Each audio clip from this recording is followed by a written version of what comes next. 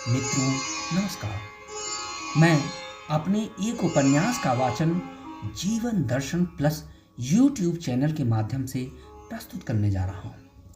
इस उपन्यास को 27 अध्यायों में विभक्त किया गया है। आशा करता हूँ कि इसके हर अगले अध्याय को आप यूट्यूब चैनल पर सर्च करके सुनेंगे और सब्सक्राइब करते हुए इसे अन्य पाठकों तक शेयर करने का कष्ट भी करेंगे। उपन्यास अत्यंत दिलचस्प है जो आपके मन को उत्कंठा से आप्लावित कर देगा। इस उपन्यास का शीर्षक है उस दौर से इस दौर तक। इसे राज पब्लिशिंग हाउस दिल्ली द्वारा वर्ष 2019 में प्रकाशित किया गया था। मित्रों, मैंने कथा की शुरुआत उस दौर से की है जबकि हमारे लोग ऊंचे आदर्शों के साथ अंग्रेजों के विरुद्ध स्वतंत्रता के लिए संघर्ष में काल रेखा पर चलते हुए आज इस आज़ाद मुल्क में बहुत आगे आ गए हैं, जबकि समाज के सारे मानदंड, रीति रिवाज तथा जीवन के आचार विचार बदल चुके हैं। इसी सोच के तहत मैंने इस उपन्यास में पहले गुलामी और फिर गारहस्थ्य जीवन के कष्टों से संघर्ष करते हुए एकाधिक ऐसे चरित्र को सामने रखा है जिसकी भावी पीढ़ियां बदलाव की बयार में आए परिवर्तनों के कारण पथनोन्मुख हो रही हैं।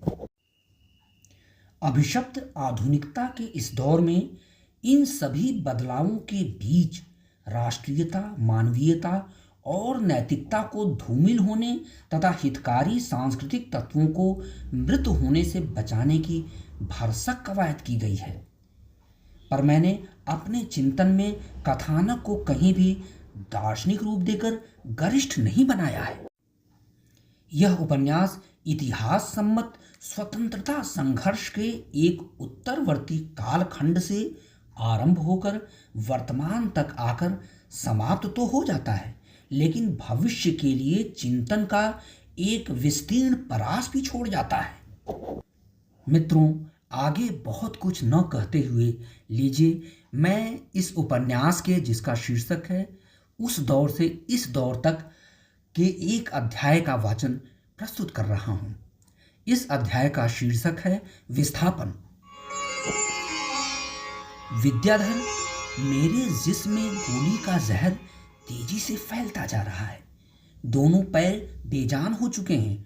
तुमने जान की गोली तो निकाल दी, लेकिन जो कारतूस कलेजे में फंसा हुआ है वह जानलेवा है। उफ, मेरे मन की तमन्ना अधूरी रह गई। क्या मैं आज़ाद हिंदुस्तान का खुशनुमा मंजर नहीं देख पाऊंगा? बोलते बोलते शमशेर नायक की आवाज घुटने सी लगी। अपने दोस्त की हताशपूर्ण बातें सुनकर विद्याधर का कलेजा मुंह को आ रहा था। उस कंपकपाती ठंड में भी घबराहट के कारण वह पसीने पसीने हुआ जा रहा था। उसने होश खो रहे शमशेर नायक के सीने पर हाथ रखकर उसके दिल की धड़कन का अंदाजा लिया। फिर उसके लस्त पड़ रहे शरीर को देखकर चित्कार उठा, गुरु, आपको कुछ नहीं होने वाला है। आप में जो दमखम है उससे आप कई कई गोलियों के जहर को एक साथ हजम कर सकते हैं। आपकी धमनियों में राष्ट्र प्रेम का जो अमृत बह रहा है वह गोली के जहर को अमृत में बदल देगा।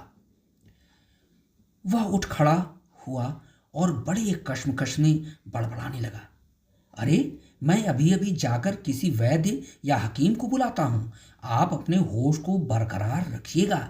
जैसे ही यह गोली आपके शरीर से निकलेगी, आप चंगे होकर फिर से आज़ादी की निर्णायक लड़ाई में शामिल हो जाएंगे।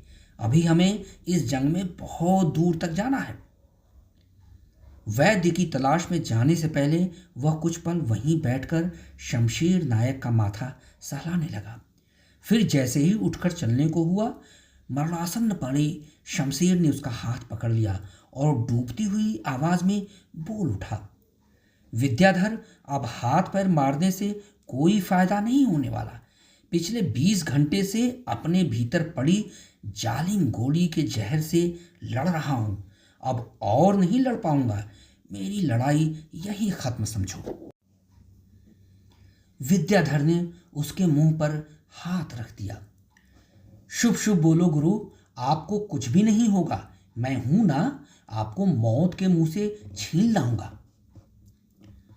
शमशेर उखड़ती हुई सांसों के साथ बोला, तुम यहीं बैठो मेरे पास, मेरे आखिरी वक्त में मुझे अकेला मत छोड़ो।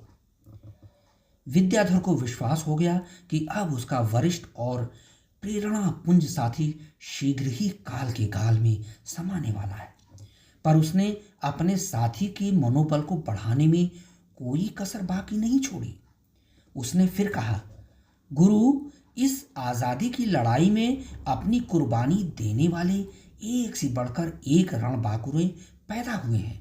उनमें से हम कितनों के नाम तक नहीं जानते, पर मैं जब तक जिंदा रहूंगा तब तक मैं आपका नाम अपने माथे पर लिखकर दुनिया को बताता रहूंगा कि गुरु शमशेर जैसे जाबाज योद्धा कभी कभार ही पैदा होते हैं। उसके बाकी लफ्ज मुंह में ही रह गए, क्योंकि शमशेर नायक की उल्टी सांसें चलने लगी थी। तो भी शमशेर टूटती ही आवाज में बोला, विद्याधर, मेरी लड़ाई अभी खत्म नहीं हुई है, मैं तुम्हारे भीतर समाने जा रहा हूं। लो, मैं अपना सारा बल, सारी ताकत तुम में डाल रहा हूं। हाँ, अपनी पूरी ऊर्जा से तुम में छोड़ रहा हूं। अब तुम दोगुनी ताकत से लड़ना। लेकिन उफ, मेरी एक इच्छा पूरी नहीं हो सकी। मैं वीर सुभाष की फौज में भर्ती होकर उनका सिपाही नहीं बन सका, पर तुम बनना। तुम बंगाल जरूर जाना, जाकर वीर सुभाष को बताना कि शमशेर नाम का एक जाबाज उनकी फौज में भर्ती होना चाहता था और उनकी लड़ाई को और असरदार, धारदार बनाना चाहता था। लेकिन दुश्मन की बस एक गोली ने उसके मंसूबे पर पानी फेर दिया। तुम्हारा गुरु शमशेर कितना कमजोर निकला। आह विद्याधर, चलता हूं मैं। हाँ, मुझे अपनी गोद में ले लो। बोलते बोलते शमशेर का सिर विद्याधर की गोद में झूल गया। दोस्तों, तो यह रहा इस उपन्यास का पहला अध्याय। दूसरे अध्याय का शीर्षक है अधिवासन। कृपया इस अध्याय को अगले वाचन में सुनिएगा। धन्यवाद।